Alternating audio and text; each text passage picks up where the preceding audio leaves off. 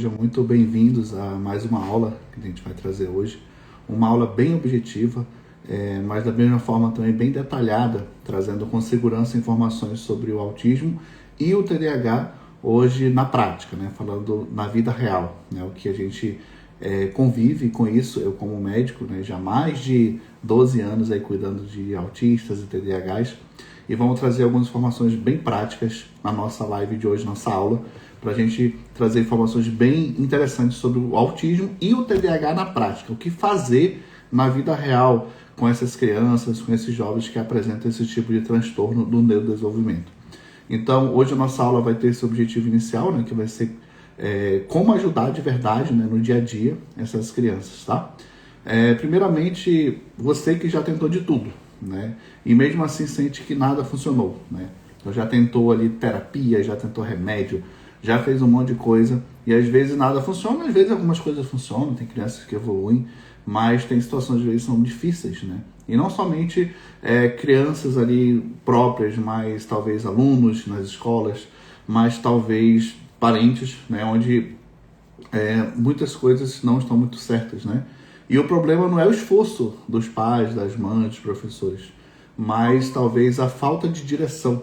É o principal ponto que a gente precisa trabalhar hoje. Por isso que eu trouxe essa aula hoje sobre o autismo e o TDAH na prática, né? Como realmente trazer um direcionamento para estar ajudando essas crianças e esses jovens, né? Então, você que já viveu isso, né? Aquela situação, né? Aquela criança às vezes que não para quieto, é o tempo todo agitada, com muita energia, digamos assim, né? E isso é uma realidade de muitas crianças, né, que a gente tem hoje no dia a dia, tá? A gente apresenta bastante crianças com essas situações de não para quieto, não obedece, né? Se irrita fácil. E com isso, às vezes, a escola fica no pé ali, né? Literalmente, né? Fica reclamando, fica com razão, né? Porque realmente é uma situação, às vezes, muito complicada até para a escola lidar com isso. Como uma criança, um adolescente que não para quieto, que não presta atenção, que incomoda os outros, inclusive, né? Isso é uma coisa real que acontece e que a gente precisa realmente ajudar essas crianças. Então hoje a gente vai falar sobre isso, né? Sobre esses casos dessas crianças e às vezes você que se sente perdido nessa situação. Perdido por não saber ajudar, perdido por não ter conhecimento, perdido e se sentir às vezes até frustrado por não saber como estar conduzindo nesses casos, tá?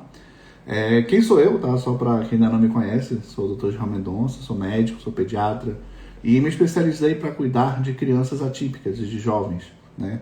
Crianças aí com autismo, com TDAH, e tem mais de 12 anos que a gente está nesse propósito, né? Que eu falo que é muito além somente de um trabalho, não tem nada a ver com trabalho, na verdade, é um propósito, é um objetivo de vida, né? Até porque eu, muito além disso, né? Mas eu sou pai de uma criança atípica, né? Minha filha tem TDAH, a minha esposa também é autista e eu tenho diagnóstico de TDAH, inclusive faço tratamento. Então, assim, é uma vida que eu tenho com isso. E além do conhecimento científico, que é muito importante, lógico, né? Passei vários anos estudando para a gente ter um conhecimento, também é muito importante a gente entender que existe esse lado do pai, esse lado não só do profissional, mas do pai também, que convive com isso todos os dias, tá? Vocês podem ficar à vontade para ir perguntando, né, pelo chat, pode mandar aí as suas perguntas que a gente está disponível para estar respondendo a todos, já sejam muito bem-vindos novamente, tá? Então, um pouquinho sobre mim, eu sou esse profissional que entende na pele, né? Entende na pele o que é viver com isso, né? Com uma criança que não para quieto, com a escola reclamando que as notas estão baixas, com dificuldades múltiplas aí que podem ocorrer, né? Então, o que você vai aprender hoje, né? O que a gente vai falar hoje um pouquinho mais. Vou voltar um pouquinho. Porque às vezes nada funciona, né? Porque os erros mais comuns que acontecem nessas situações no manejo de autismo e TDAH, o que ajuda de verdade e o que fazer ainda hoje para você ter resultados nessas crianças aí com essas situações, tá? Então hoje vai ser nossos temas que a gente vai falar um pouquinho sobre isso, tá? E o que a gente vai falar hoje aqui não é teoria, tá? Eu não vou enrolar vocês, a gente vai falar algo bem prático, algo bem objetivo, da mesma forma bem detalhado, mas algo prático, tá? Pra gente ver na vida real o que está acontecendo com essas crianças e o que eu vejo no dia a dia no consultório, né? Hoje mesmo atendi pelo menos umas 5 crianças aí atípicas, com autismo, com TDAH, com epilepsia, com Down, com microcefalia, e a nossa realidade do dia a dia é essa. Então a gente vai trazer algumas informações bem práticas, bem objetivas de como ajudar nesses casos. Primeiramente, falar sobre alguns erros, tá? Qual o primeiro erro, um dos maiores que eu vejo nos casos nas crianças, né? É achar que isso é só comportamento, né? Ou seja, meu filho não tem nada, meu filho até é normal, né? Só o comportamento dele, isso vai passar. Mas na maioria das vezes não é, tá, queridos? Na maioria das vezes, realmente é um transtorno, realmente é um problema que precisa ser cuidado, precisa ser encarado de frente. Então, o primeiro passo é realmente a gente entender que é uma dificuldade e que essa criança precisa de ajuda, precisa de suporte, né?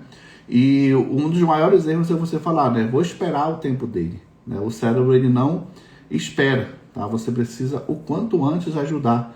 Quanto mais cedo, mais rápido você vai ajudar e melhor vai ser os resultados para seu filho ou para sua filha. E também, se você é um professor, né? Que eu tenho bastante professores, às vezes, que a gente segue, né? Segue a gente.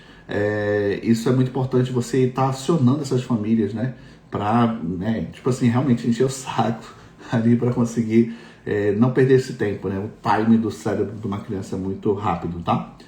Só lembrando que a gente vai fazer essa live hoje, tá? Hoje, nessa quarta-feira, e na outra quarta-feira tem uma outra live, tá?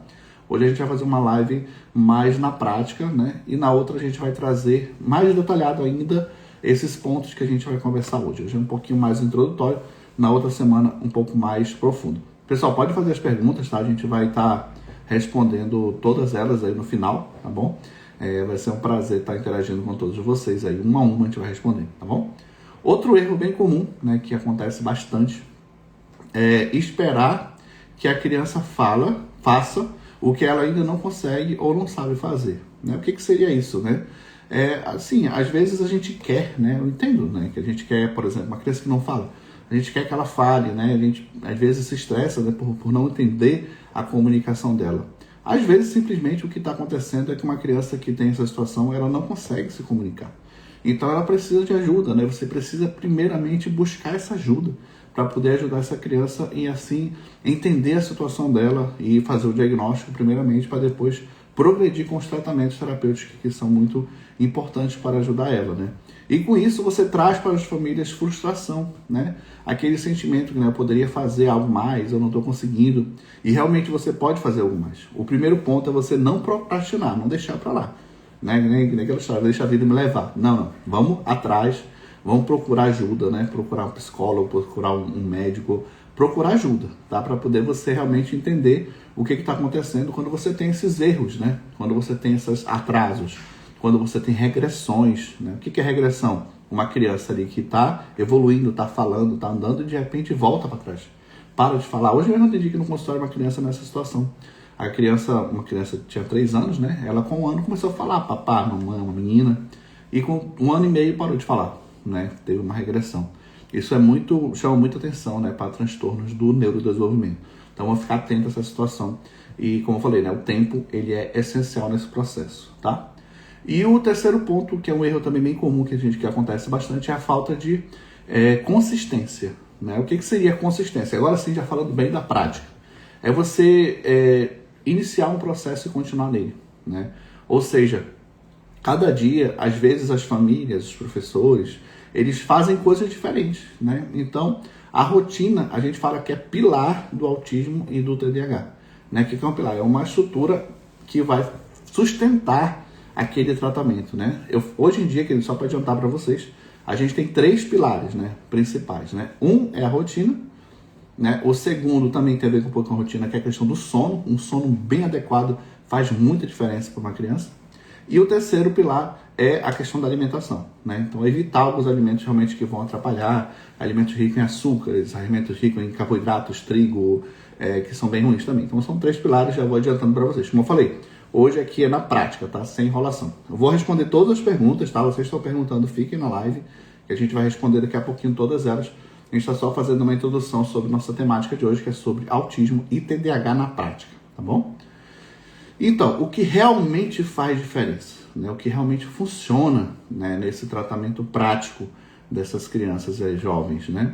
Primeiro, a clareza, né? O que é clareza? Você entender, né, na mente, realmente o que está acontecendo e assim poder ajudar, né? Então a clareza é você trazer à mente aquilo que você precisa entender e não somente deixar para lá ou achar que não tem nada a ver. Segundo, a estrutura, né? Você tem que ter algo organizado, né, no seu pensamento e na sua forma de agir. Terceiro, a repetição, né? Hoje mesmo eu estava atendendo uma criança hoje aqui, que tem muita seletividade alimentar, né? Como eu falei, hoje é na prática, tá? Vida real. E eu expliquei para ela, né, que um dos segredos, né, de a gente introduzir alguns alimentos nas crianças com seletividade alimentar é a gente introduzir com repetição. Ou seja, eu quero que a criança coma, um exemplo, macarrão, né? Tu vai dar macarrão. Quero que ela coma banana. Dá banana amassada, dá banana raspada, dá banana amassada com leite, dá vitaminado de banana, dá banana normal. Tenta. Tu vai cuspir, vai enjoar. Tenta. Faz uma semana aquele alimento ali tentando, geralmente você consegue, né? Foi para banana, foi para macarrão, foi para arroz, é um exemplo, né? Então a repetição é algo muito essencial na prática quando a gente fala desses tipos de situação, né? O outro ponto que a gente pode trabalhar também muito é a questão da previsibilidade, né? Você ser previsível, né, com a sua criança. Então, assim, adiantar para ela, né? Meu filho, a gente vai hoje, sei lá, na igreja, né, onde tem algum som, algum barulho. Então, essa previsibilidade é importante, tá? Para você estar ajudando. E são coisas que realmente funcionam. Então, novamente, a clareza, você ser claro, você ter uma estrutura, né, uma rotina, depois a gente vai falar daqui a pouco sobre isso, uma repetição. E terceiro, a previsibilidade, né? São coisas que funcionam dentro desse processo aí de tratamento na prática de autistas e TDAHs. Pessoal, pode perguntar, tá? Eu tô aqui para responder todas as perguntas, tá? Eu vou parar rapidamente para responder algumas coisas e antes da gente continuar, tá? Já tem bastante coisa aqui, o pessoal tá perguntando. A primeira pergunta que fizeram aqui, se eu atendo na Clínica Madri. Sim, queridos, eu atendo na Clínica Madri, inclusive a gente atende todos os convênios lá, tá? Atende Bradesco, atende Apvida Clinipan, Unimed, enfim, são vários convênios. Vocês podem também estar com a gente lá naquele lugar lá da Clínica Madri, que é bem interessante, ali na Praia Brava, em Itajaí. Doutor, meu filho foi diagnosticado com autismo, minha filha está desconfiada que tem alguma coisa, ela tem 12 anos e ela tem foco em telas super viciadas, chega a entortar o celular assim que entorta o celular. Queridos, assim, o autismo a gente sabe que é uma doença genética, né? É um transtorno genético. Isso é comprovado em milhares de crianças, né? Então, foi estudado aí entre 5 a 6 mil crianças no estudo, foi feito nos Estados Unidos, na Suíça, em Londres, e 99% deles têm alteração genética. Então, com certeza é genético. Então, assim, essa questão dos irmãos é bem comum. E lembrando, tá, que o celular, eu sempre falo aqui na prática, né, que ele é um veneno, ele é um remédio inverso. Por que um remédio inverso? Porque o celular, ele aumenta a adrenalina e ele piora a dopamina no cérebro dessas crianças. É uma dopamina muito ruim. Então, você dá um remédio inverso. Então, vocês têm que pensar em realmente começar a tirar e diminuir. Eu tenho uma filha de 8 anos, inclusive, e minha filha, a gente não usa celular com ela em casa, né? Aí ela vê televisão, mas com moderação. Então, é uma sugestão para vocês aí tentar tirar o máximo possível para estar ajudando essas crianças, tá? E então, eu tiro o celular e ela brinca com fita, durex e pintar.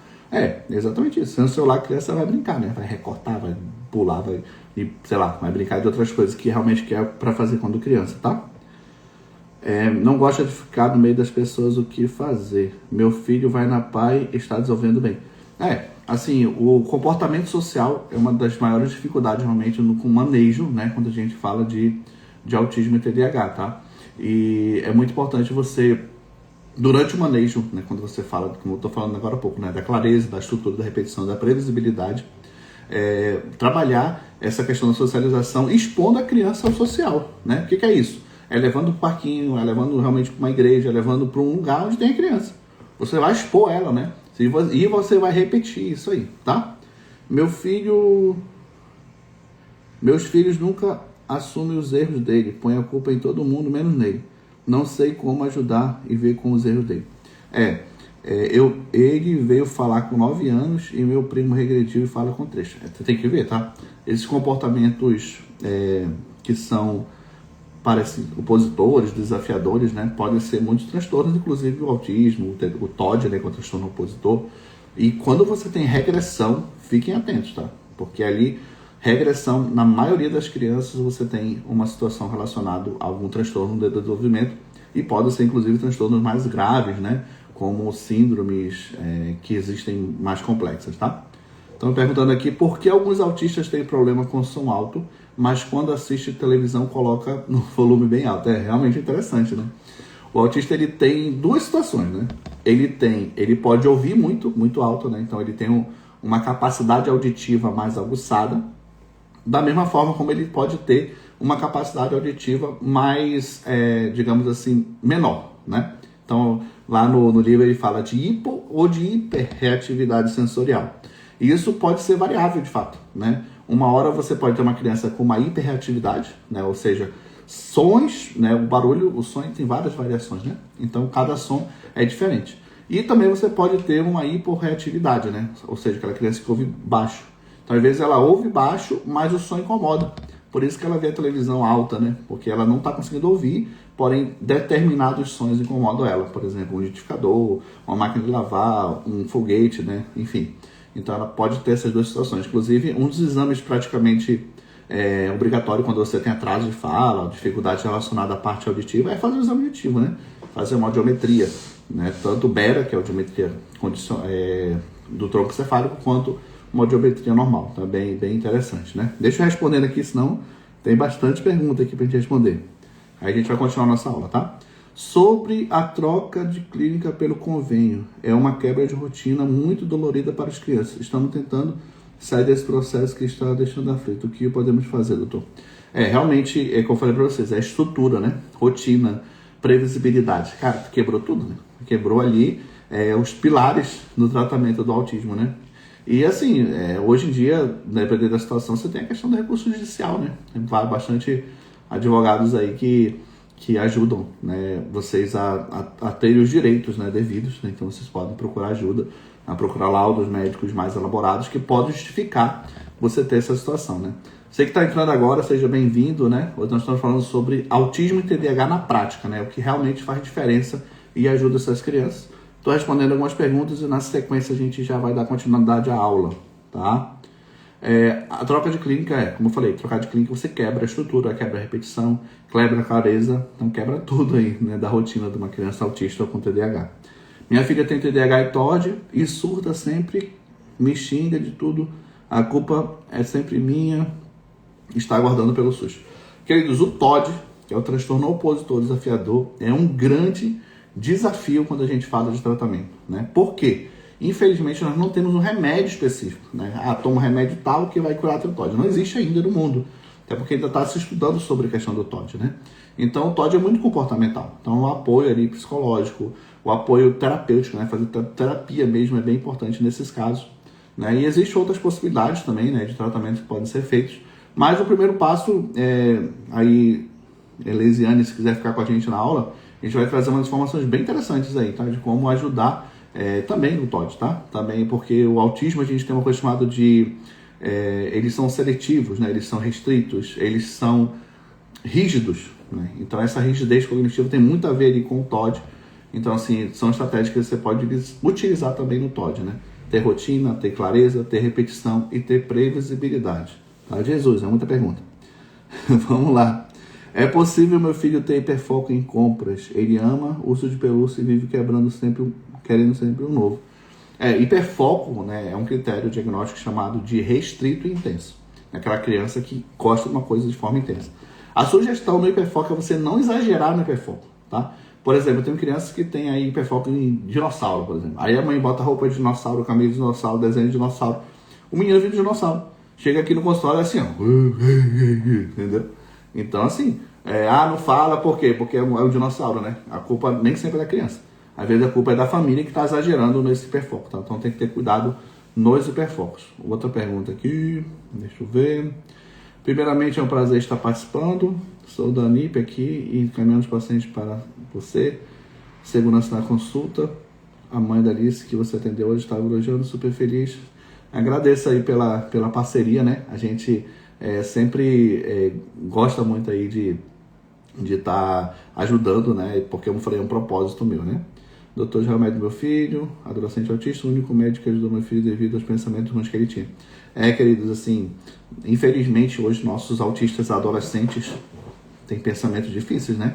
Pensamentos depressivos, né? E até mesmo com risco à própria vida, né? Então, eu sempre falo que é muito importante a gente cuidar, né, das nossas crianças, né? Cuidar para não evoluir, né? Esses transtornos, eles evoluem, né? Eles pioram, são transtornos de dopamina, ou seja, transtornos que têm a ver com a motivação, até mesmo de viver, né?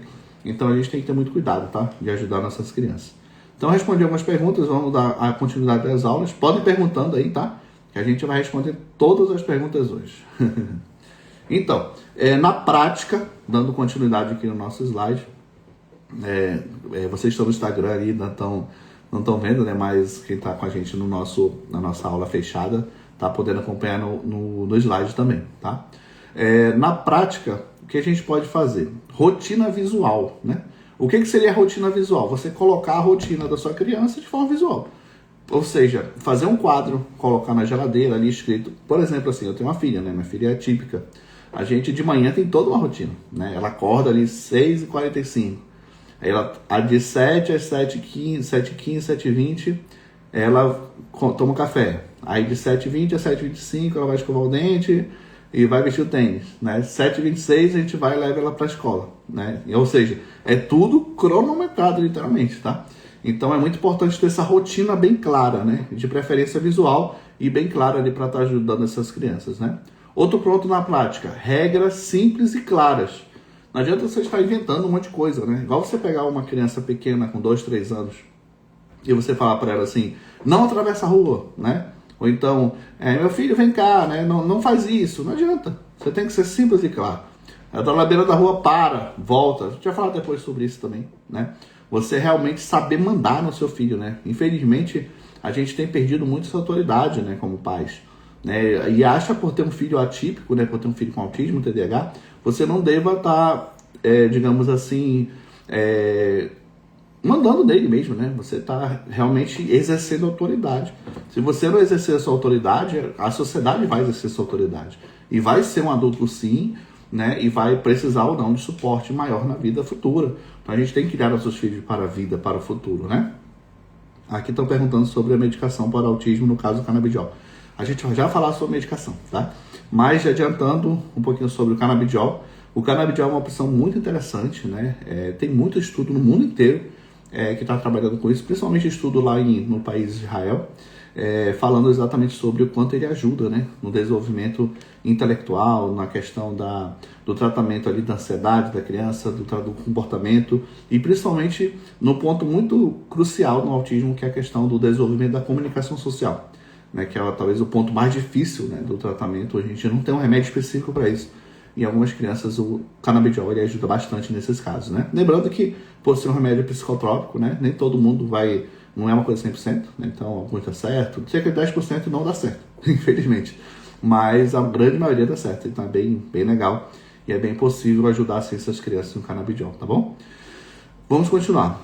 Então, na prática, reforço positivo e reforço negativo, né? O que seria o reforço? Né?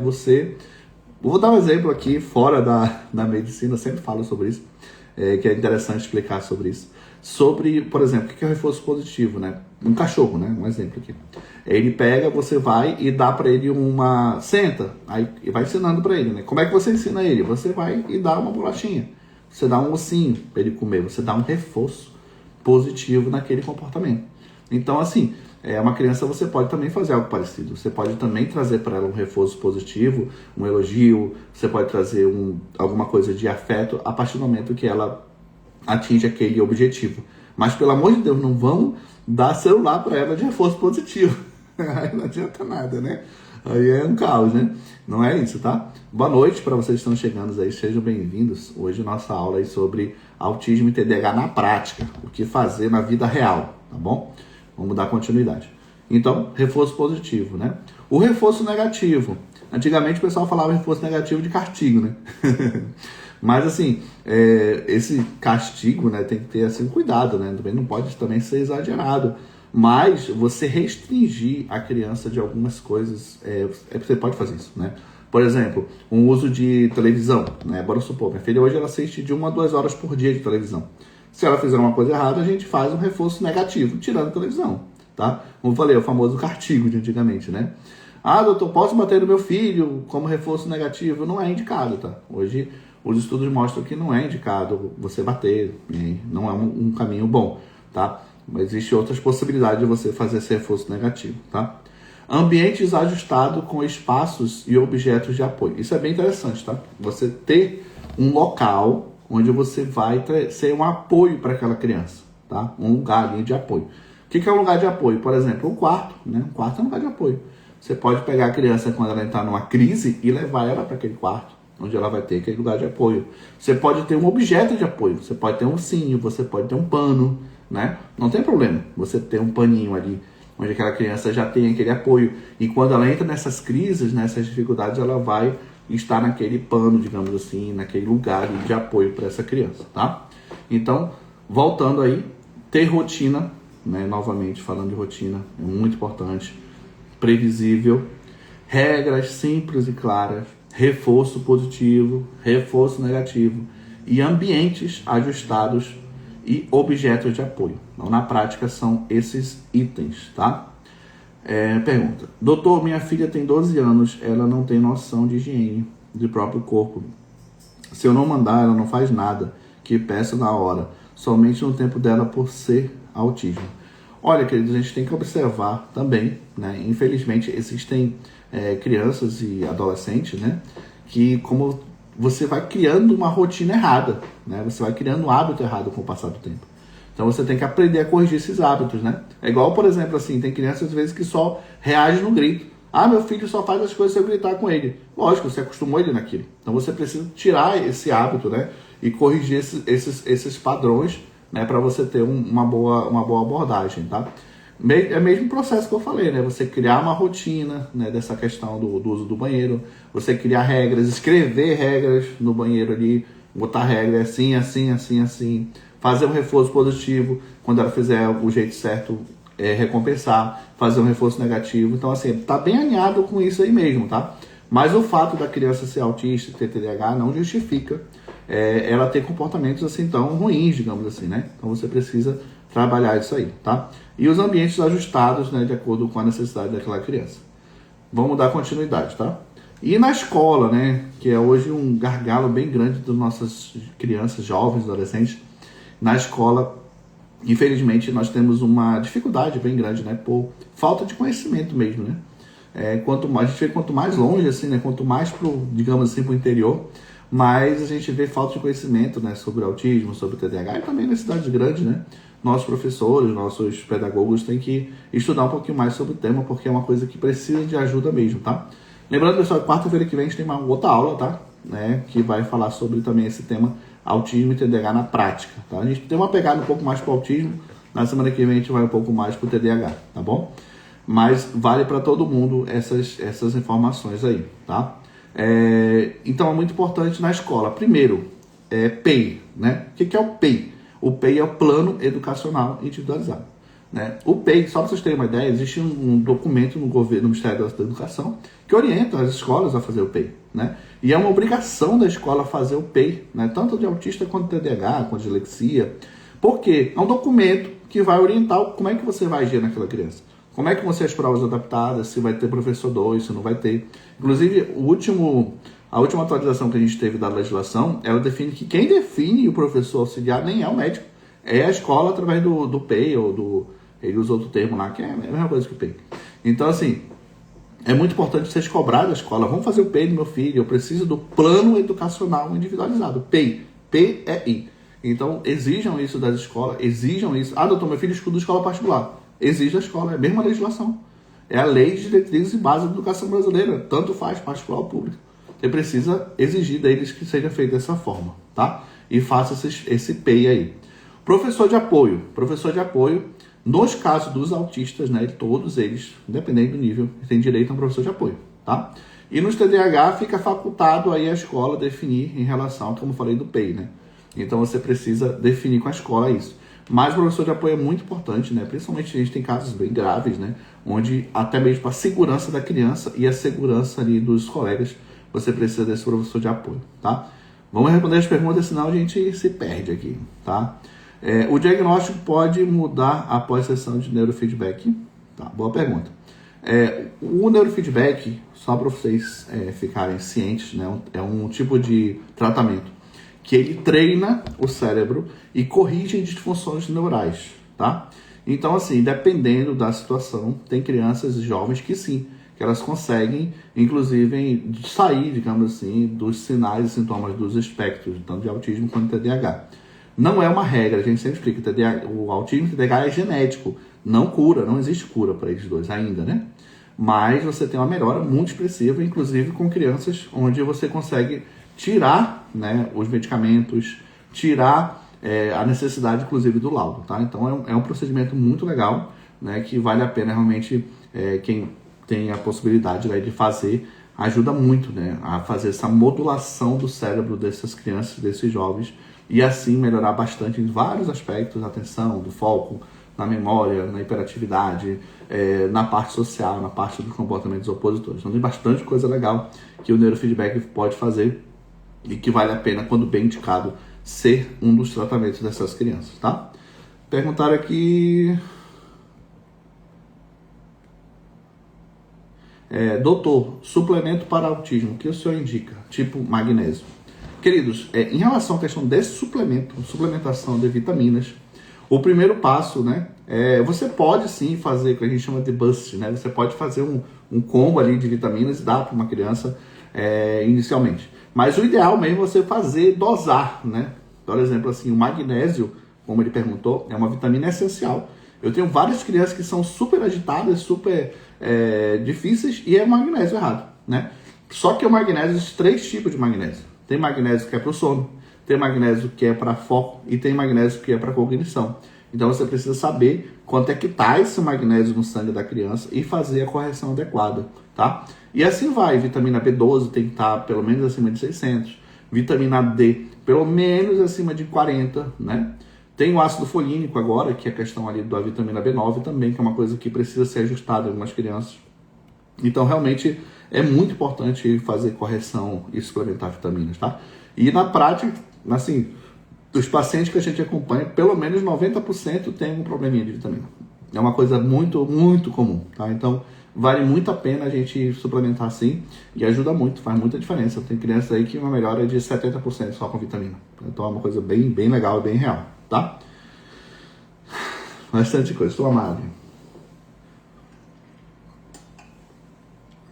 Vamos dar continuidade. Doutor, te admiro muito, você é especial, Deus colocou você na nossa vida, agradeço aí, tá? Dias, obrigado. Doutor, boa noite, tenho uma filha de 3 anos, ela é autista, é normal ela dar socos? E eu acho que sites se a gente negar alguma coisa para ela. Olha, querido, comportamento agressivo, né, em crianças, realmente, eu sempre explico, né, aquela criança que pega e bate a cabeça na parede, né, ou então que é agressiva na escola, que é agressiva em casa, alguma coisa está errada, tá? E assim, é possível corrigir, tá? É possível corrigir. Como eu acabei de falar, por exemplo, vitaminas é um fator, né, que pode desencadear essa questão aí dessas dificuldades com relação à agressividade. A questão de rotinas, como eu falei, previsibilidade, rotina, saber mandar na criança. Voltando, tudo que eu falei de novo, né?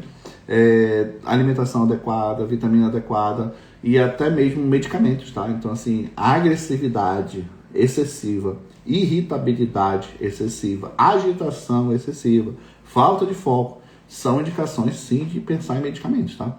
Existem medicamentos que ajudam, né? Tanto medicamentos naturais, fitoterápicos, quanto os medicamentos mesmo da farmácia. Então tem várias opções aí medicamentosas, tá? Pessoal, vão perguntando aí, tá? Estou disponível para responder todas as perguntas, vou responder tudinho hoje, uma a uma. A gente vai dando a aula e vai respondendo as perguntas, tá? De forma bem generalizada. Legal aí a pergunta da Alana falando sobre o PEI, que é o que a gente está falando agora, né?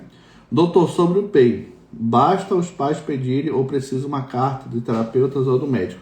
Queridos, o PEI é um documento que é obrigado, né, a escola a fornecer para uma criança especial, uma criança atípica, tá?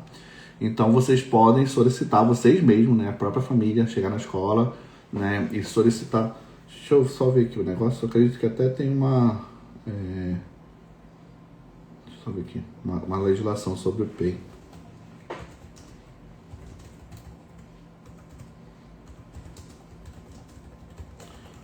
existe toda uma legislação, tá? Inclusive até bem recente, né, sobre essa questão desse plano educacional, de como fazer, né, no caso da escola. Eu estou vendo aqui que é uma... Você pode solicitar realmente diretamente para a coordenação ou diretor da escola, por escrito, né? Ele até sugere aqui, ó, tô vendo do chat GPT, tá? Ele fala aqui, ó, solicita elaborar o PEI para o aluno tal, considerando suas necessidades educacionais, com o quadro clínico e diagnóstico, né? Autismo, TDAH. E aí o PEI, ele já tem, né? A escola tem esse documento, tá? Eles têm no Ministério da Educação, existe lá, né? Então tem como acessar e fazer o PEI, tá? Não é tão complicado assim não para a escola. E meio que depois que a escola costuma fazer, tem escola psicólogo, psicopedagogo que é acostumada a fazer, né? Então fica bem tranquilo, tá? Mas solicita depois escrito. Então, voltando aqui para a escola, né? Não esqueçam de solicitar para todas as crianças atípicas esse PEI, né? Que é o plano educacional individualizado para ajudar realmente, especificamente a tua criança que tem autismo ou TDAH. O professor de apoio, ele, para o autismo, ele é meio que obrigatório, praticamente, né? Um direito do autista. Para o TDAH, ele é facultativo, mas também é o PEI que define a questão do professor de apoio, então é bem importante, tá? Agora, um ponto bem importante na escola, tá? Que é a adaptação sensorial, né? As nossas crianças, elas têm muitas dificuldades, né, em relação à questão sensorial, né? O que seria isso, né? Principalmente a parte auditiva. Então, a gente vê muito caso de criança que tem muita dificuldade na escola por causa do ouvido. Não consegue se considerar porque os colegas ficam falando, por causa da bagunça na sala de aula, né? Então, os abafadores de ouvido é uma coisa praticamente essencial, né? Inclusive, tá? O abafador de ouvido, às vezes criança até sem laudo, vocês podem solicitar para usar o abafador de ouvido. Porque é uma coisa que vai trazer um conforto para essa criança, tá? Vai trazer uma adaptação sensorial. Ah, não vai ouvir aula? Ouve sim, tá? Ele ouve muito bem. Tá? É somente para tirar esse excesso e, meu Deus, muda a vida de crianças esses abafadores, tá? Então é muito importante essa parte sensorial, adaptação na parte da alimentação, adaptação na parte de vestimenta. Então tudo isso precisa ser adaptado e a escola precisa entender também nossas crianças, né? Esse tema da escola, inclusive, é um tema para uma aula inteira, só falar sobre escola, né? Porque é um tema assim que vai ser bem importante a gente poder falar mais para frente, né? Se vocês quiserem aí uma aula só sobre como na escola lidar com crianças atípicas, coloca aí, eu quero, só para ver como é que tá o interesse de vocês aí. Vocês têm interesse de a gente fazer uma aula só sobre crianças atípicas na escola? A Yara já falou aqui que sim, né? Eu acho que é uma coisa bem legal, né? Carla falou que sim, né? Então acho que esse daí é um tema muito bom, né? Eu tô trazendo por alto, mas só o PEI é toda uma aula só sobre o PEI, sobre essas questões dessas adaptações, né? Aí, Magali, eu quero. A próxima aula, tá? Da semana da próxima quarta-feira vai ser sobre a parte falar um pouco sobre TDAH na prática, né?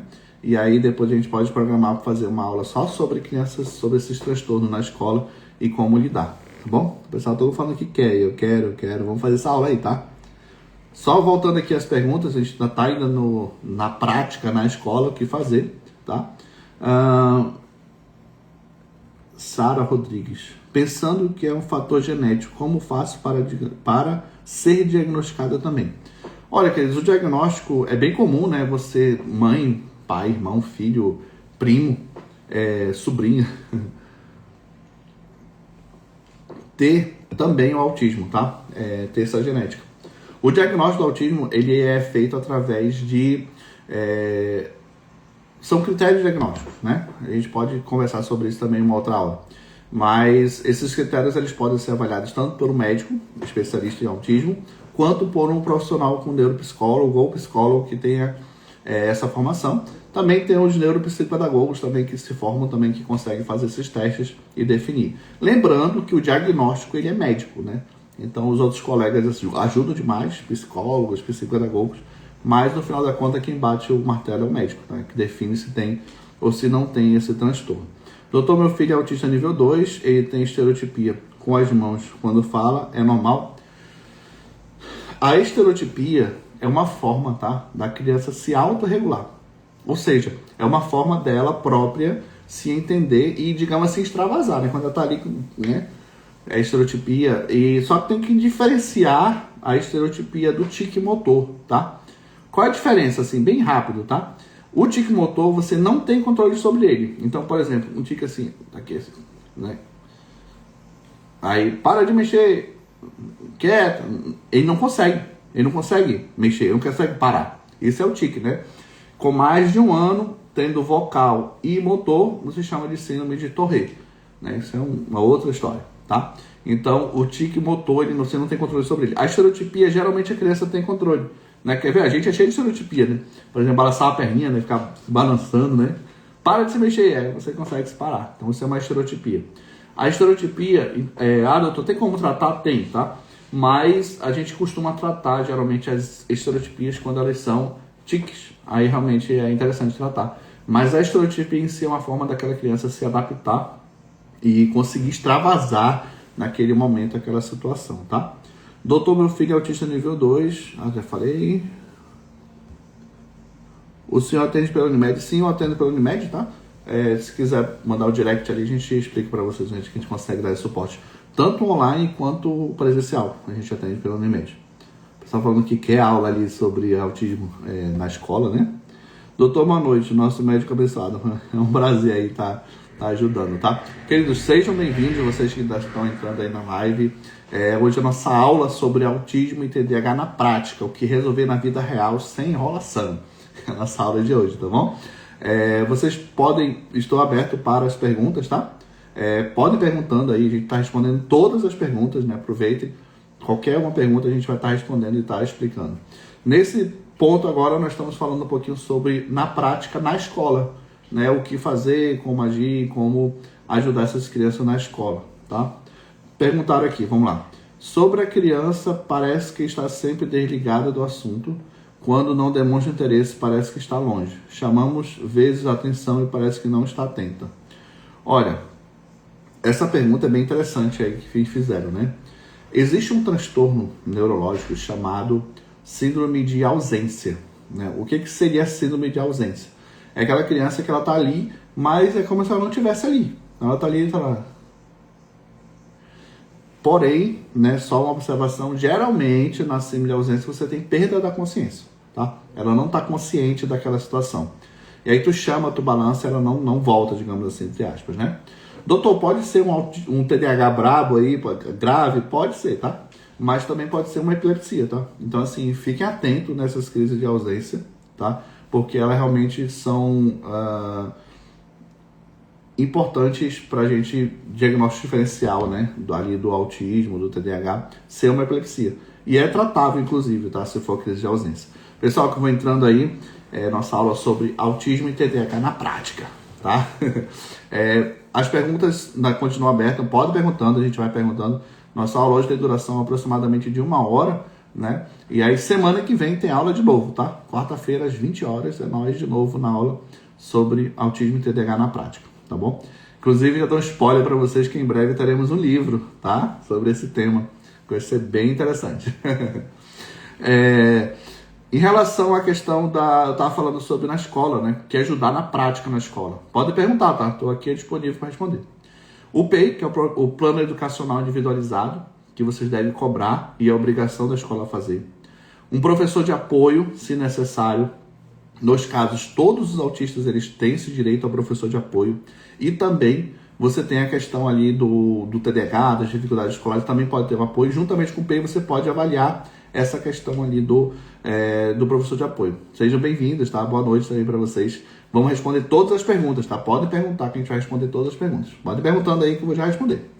Falamos também sobre adaptação sensorial, né? Que é o uso principalmente do abafador, né? Que é muito importante, porque a criança ela não consegue se concentrar às vezes por causa do barulho da sala. Aí o abafador vai ajudar bastante, tá?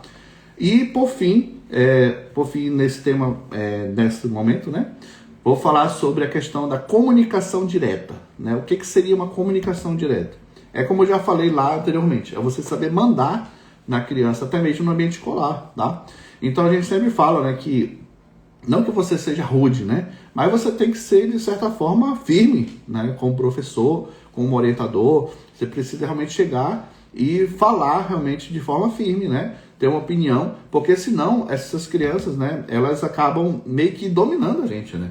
Então a gente precisa ter esse cuidado para não ser dominado, e isso não é muito bom, porque você perde o controle, você perde a autoridade, tá bom? Então é bem importante você ter uma comunicação direta e prática, tá?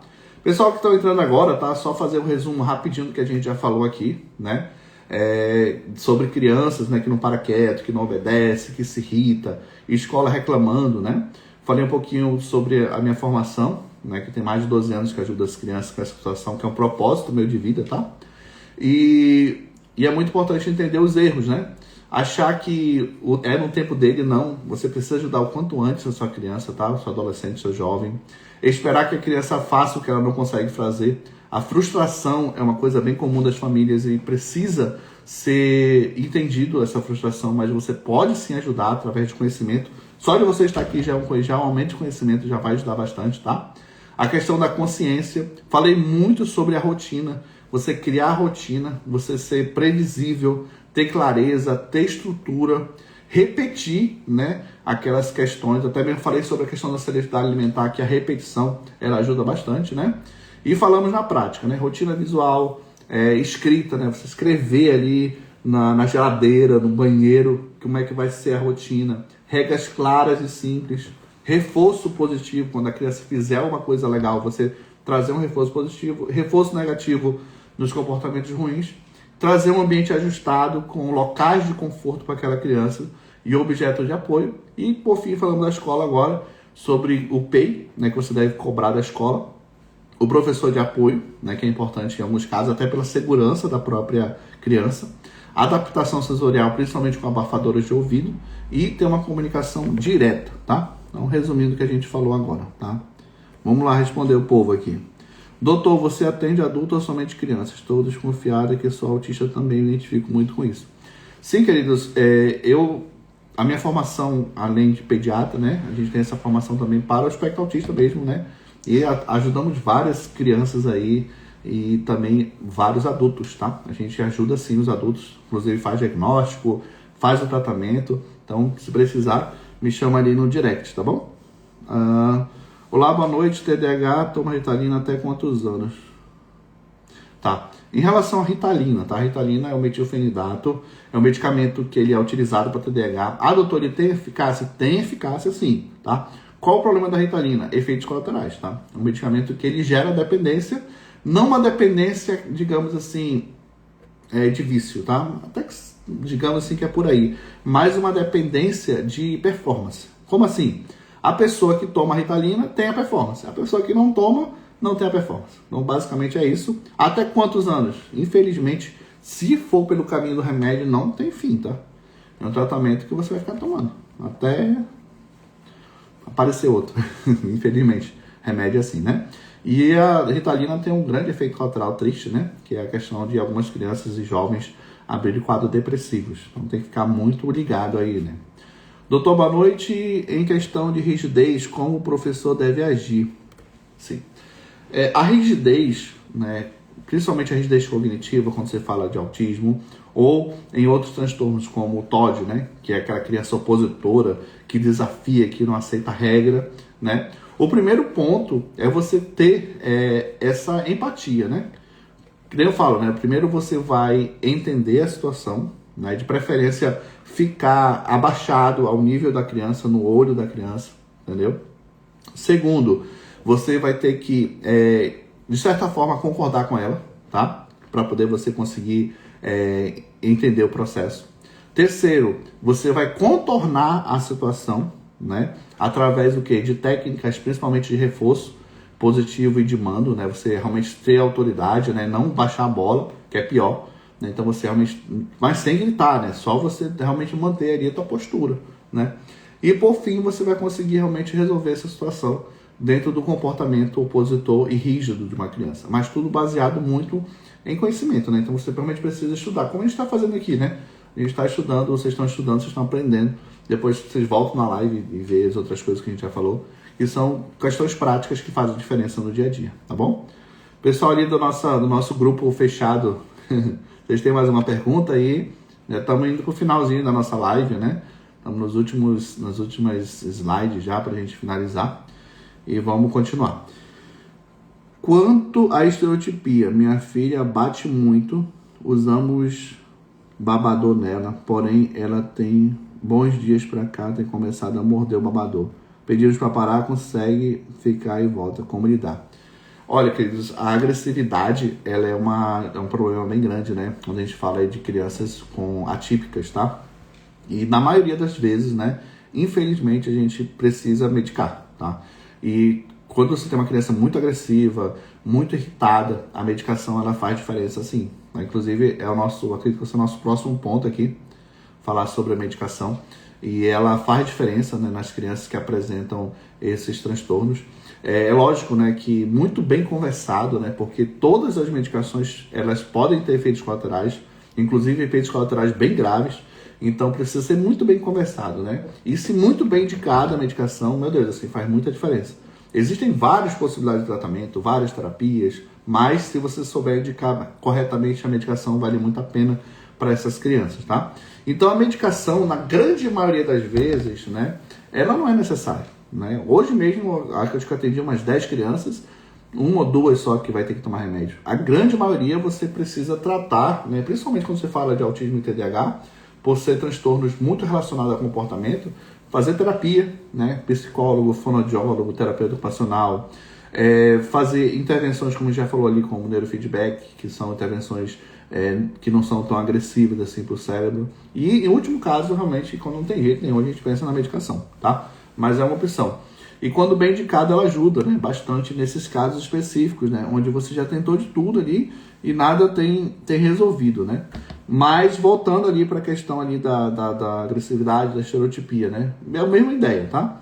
Os três pilares do tratamento quando você fala ali de autismo e TDAH. Rotina com previsibilidade.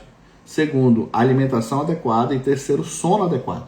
São pilares. Se você tiver certinho isso aí... Ah, meu filho não dorme. Vamos pensar aí numa melatonina, que é uma coisa mais natural. Vamos pensar aí, talvez, numa rotina de sono. É essencial o sono, né? Uma criança típica tem que dormir pelo menos umas 10 horas por dia, né? E no mínimo ali, dormir a partir ali das 9 horas da noite. No mínimo ali, o mínimo daí para mais, tá?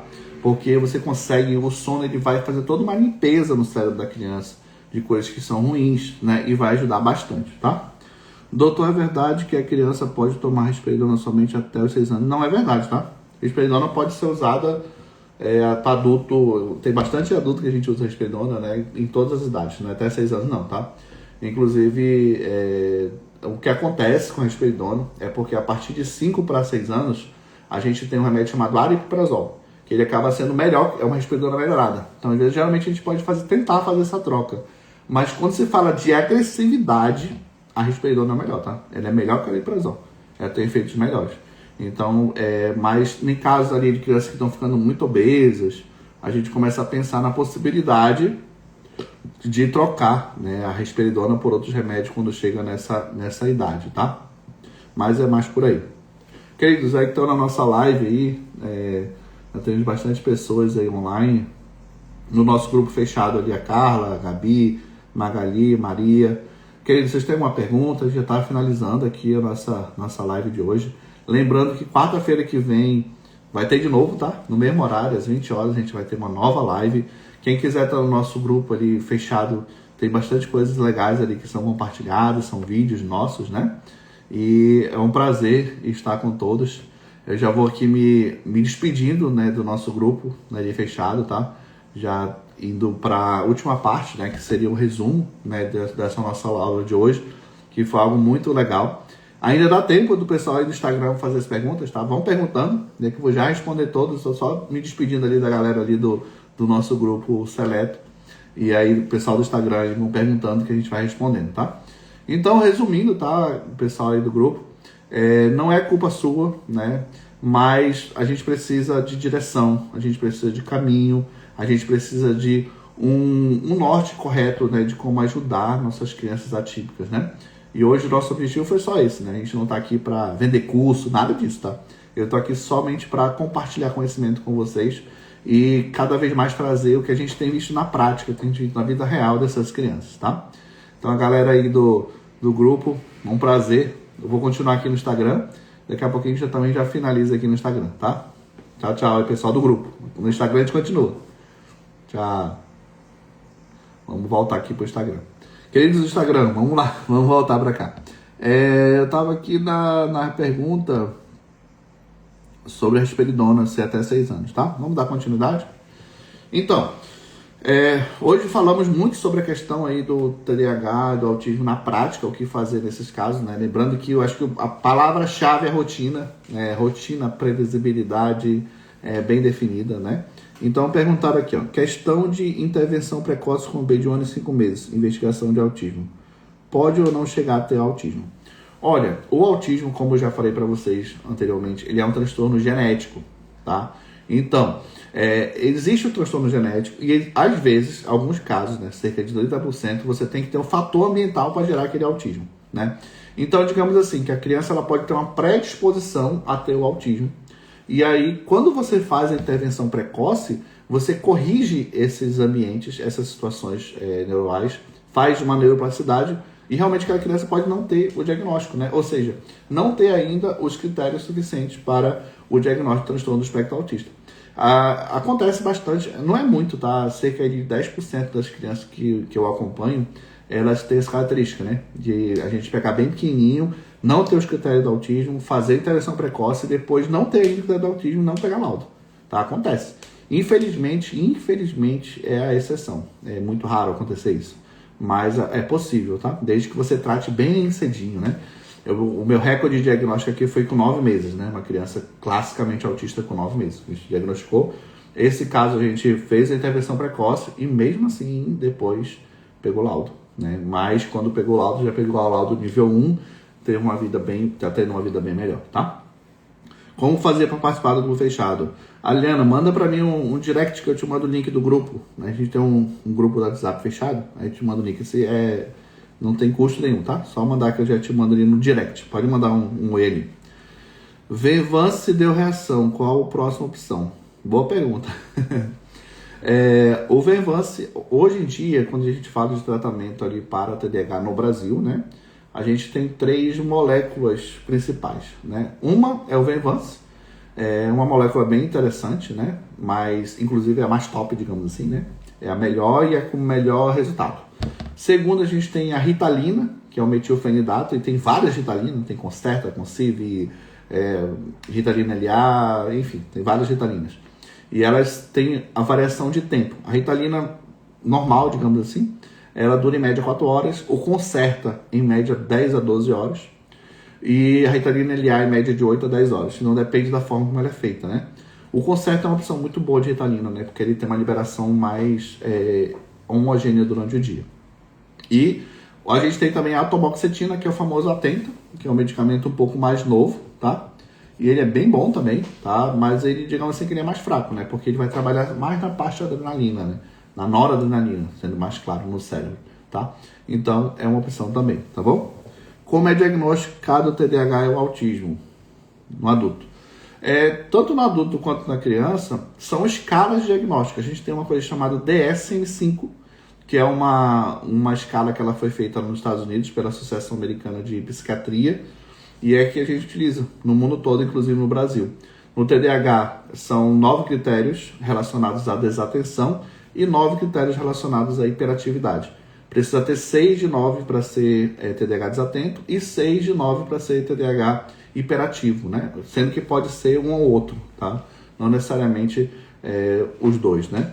Então, seria assim. E no autismo, você tem 3 critérios sociais e de comunicação social, que são obrigatórios, os 3, tá? E mais 4 critérios que são facultativos, ter pelo menos 2, né? Que é a questão de ser da rotina, de ser muito ligado à rotina, a questão de ser repetitivo e intenso, e restritivo e intenso, de ser repetitivo e alteração sensorial, tá? Então, são esses os critérios diagnósticos. Se a pessoa preencher esses critérios diagnósticos, elas têm o diagnóstico. É lógico, né, que isso não é tão simples assim, tá? Você precisa fazer várias escalas e meio que por trás e desvendar esse mistério do diagnóstico, tá? Mas é por aí, tá? E também tem exames, né? A gente tem exame aditivo, que é o BERA, tem exame do cérebro, que é a uretrocefalograma, que pode dar algumas dicas, mas o diagnóstico ele é clínico, tá? Meus queridos, foi um prazer estar com vocês aqui hoje, nessa live certinho, 1 hora de live, né? De aula, né? Essa é uma aula 1 de 2, tá? Na outra quarta a gente tem a segunda aula. Essa aula a gente foi mais para o autismo, na outra a gente vai pegar bastante a questão do TDAH, que é bem legal também. Foi um prazer estar com todos vocês hoje. Até semana que vem. E chamem mais gente aí para estar junto, tá? Tchau!